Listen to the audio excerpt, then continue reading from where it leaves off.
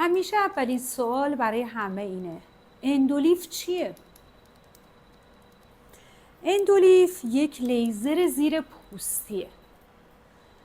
این لیزر میره زیر پوست، به وسیله این فیبر نوری به زیر پوست تابونده میشه و باعث کلاژن سازی، سفت شدن پوست، روشن شدن پوست، لیفت صورت و جوانسازی میشه.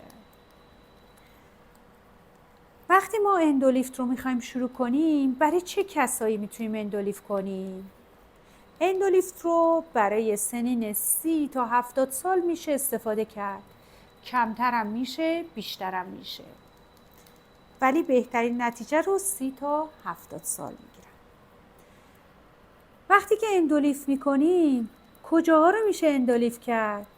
میشه صورت رو اندولیفت کرد، قبقب رو اندولیفت کرد، دستا رو اندولیفت کرد، بدن رو اندولیفت کرد، باستن رو اندولیفت کرد، حتی قسمت بیکینی رو هم میشه اندولیفت کرد. آیا اندولیفت فقط برای لیفت صورته؟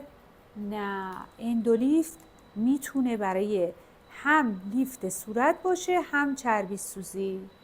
اگه صورتت خیلی چاقه، تنظیمات چربی سوز میزنیم. اگه صورتتون لاغره، تنظیمات لیفت صورت رو میزنیم. آیا اندولیفت در قبقب نتیجه خوبی میده؟ بله، خیلی نتیجه خوبی میده، چون هم میشه تنظیمات چربی سوز هم تنظیمات لیفت. ببینین این فیبر نوری رو بعد از اینکه صورت رو بی‌حس کردیم وارد پوست میکنیم و در نواحی خاص تو مسیرهای خاص میزنیم.